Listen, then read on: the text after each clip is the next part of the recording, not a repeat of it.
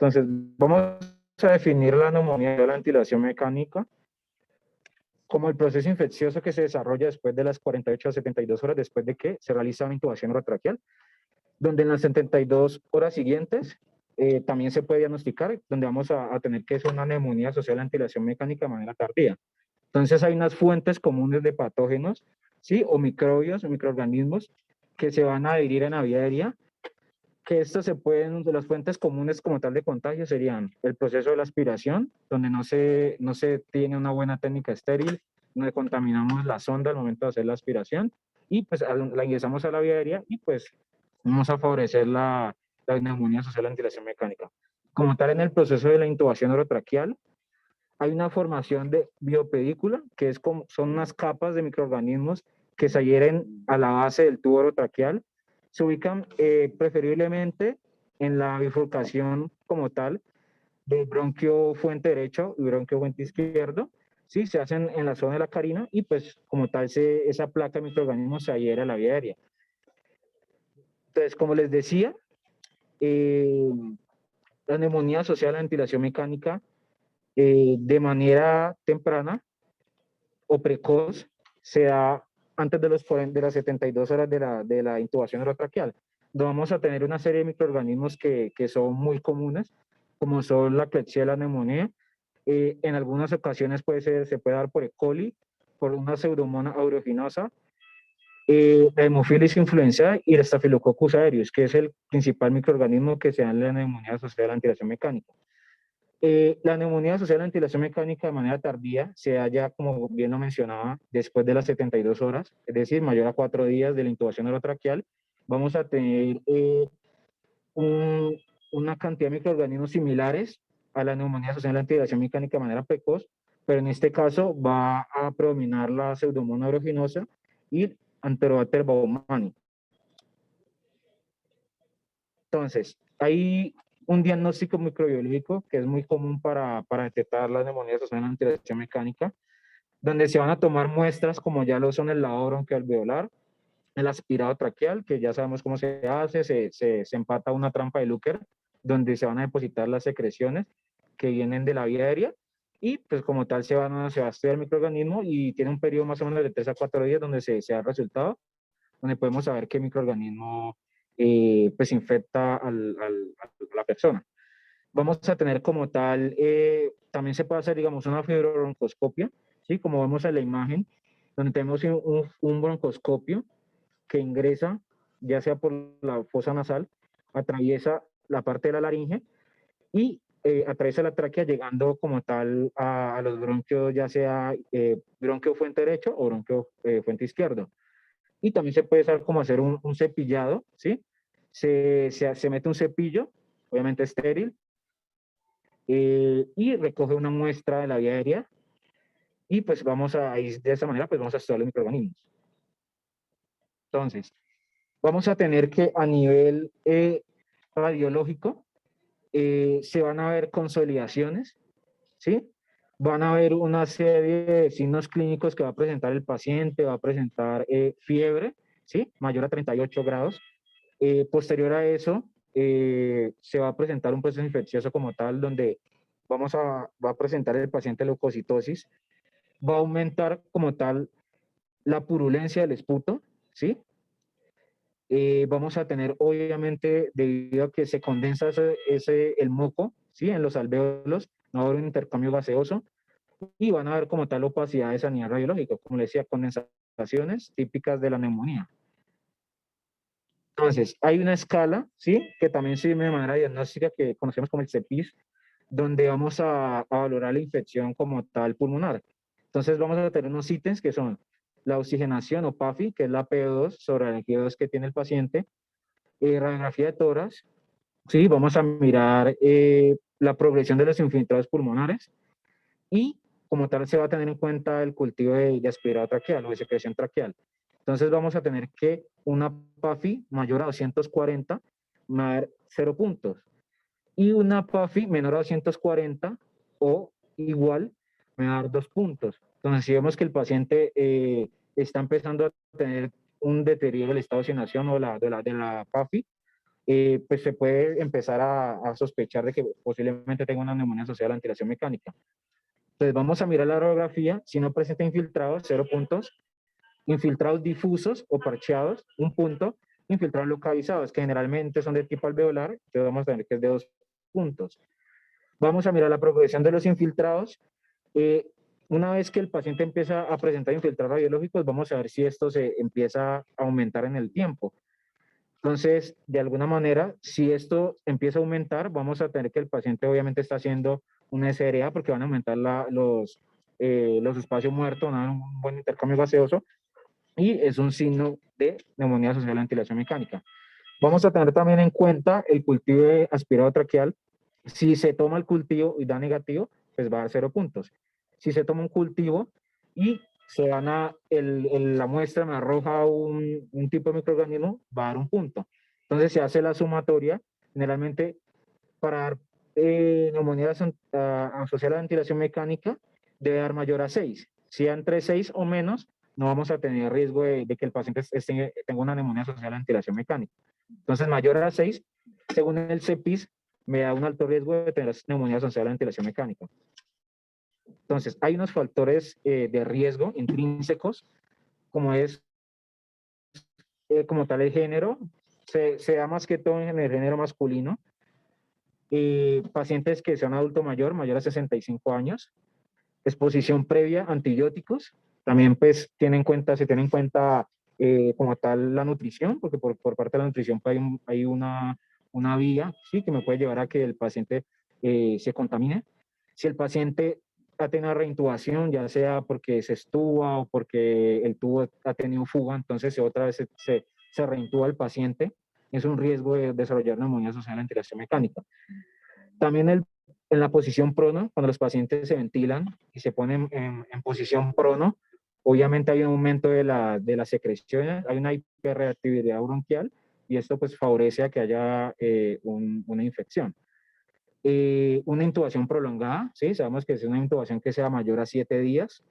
Es muy importante los pacientes ventilados siempre que se hace la atención, verificar la presión del neumotaponador. El neumo siempre tiene que estar entre 20 y 25 centímetros de agua, entonces se debe insuflar siempre el neumotaponador para que no lleguen las secreciones a la vía aéreas distales. Cambios de los circuitos es muy importante, ¿sí? Los pacientes generalmente ventilados siempre la sonda de succión cerrada, más que todo ahora por la pandemia, siempre debemos tener sonda de succión cerrada, siempre se cambia cada 72 horas, ¿sí? Eso es como el protocolo como tal de la sonda de succión cerrada. Lo mismo los filtros antibacterianos, ¿sí? Siempre los pacientes se deben poner los filtros que va a conectar directamente al circuito y al ventilador. Estos filtros se deben cambiar cada 48 horas. Y pues estar obviamente permeabilizando la vía aérea, ¿sí? Hacer una buena aspiración de secreciones, se debe hacer generalmente por turno, dependiendo de la hiperreactividad bronquial de cada paciente. Obviamente hay pacientes que manejan más secreciones que otros, pero siempre se debe realizar la aspiración de secreción traqueal. Entonces, como lo venía diciendo, hay una sospecha diagnóstica, ¿sí? Donde, como lo mencioné anteriormente, pues vamos a ver un infiltrado nuevo que no se veía anteriormente en la radiografía de tórax, ¿sí? Generalmente a veces se toma con contraste, pues como para corroborar que hayan nuevos infiltrados. La temperatura, como segundo ítem, generalmente mayor a 38 grados. En este caso, pues en la imagen se ve a 38.3. Leucocitosis, ¿sí? Mayor a 15.000 o leucopenia menor a 4.000. Secreciones purulentas y aumento de requisición de oxígeno. Obviamente, como no va a haber un buen intercambio gaseoso, el paciente va a presentar desaturación marcada y por ende vamos a necesitar aumentar un poco la fracción inspirada de oxígeno. Obviamente, si el paciente pues, está con neumonía asociada a ventilación mecánica, pues se debe iniciar un tratamiento antibiótico, ¿sí? Obviamente, dependiendo también del microorganismo, que hay unos que son más multiresistentes, se determinará qué tipo de antibiótico se usa. Y como tal, la muestra respiratoria o el cultivo de aspirado traqueal o los policultivos que se le toman al paciente. Entonces, hay unos tratamientos, sobre todo pues tener en cuenta el tipo de microorganismo. En este caso vamos a tener la Pseudomonas aeruginosa, que sabemos que es un microorganismo multiresistente. Entonces, generalmente se le inicia pictazo, piraciclina, tazobactam. El Acinetobacter baumannii, ¿sí? Que es otro microorganismo multiresistente. Pues generalmente también se inicia una primera barrera de antibiótico de alto espectro. Entonces, también generalmente se utiliza piperaciclina, tazobactam. Entonces, vamos a tener unas estrategias para prevención de la neumonía asociada a la ventilación mecánica.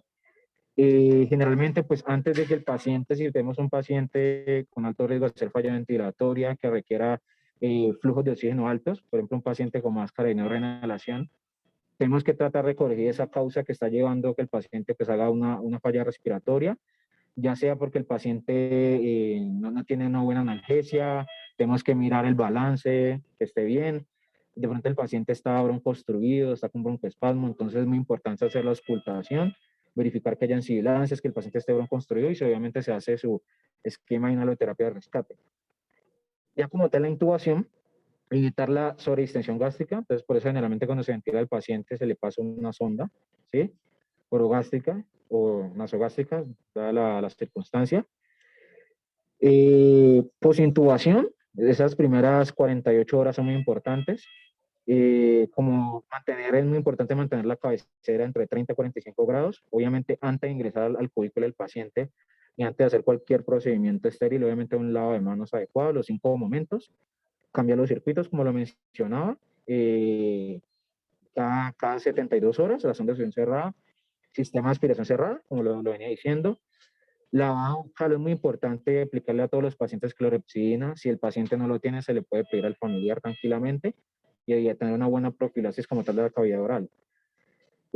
Obviamente, el primer propósito cuando se intuba un paciente es retirar la ventilación mecánica. Eso es lo primero que debemos pensar. Cuando se intuba un paciente, miramos que el paciente tenga una buena sedación, que esté acoplado, que esté relajado, que el paciente se deje ventilar y empezamos a destetar obviamente de manera paulatina, los parámetros ventilatorios, porque sabemos que un paciente con una intubación prolongada pues, aumenta el riesgo de producir neumonía asociada a la ventilación mecánica.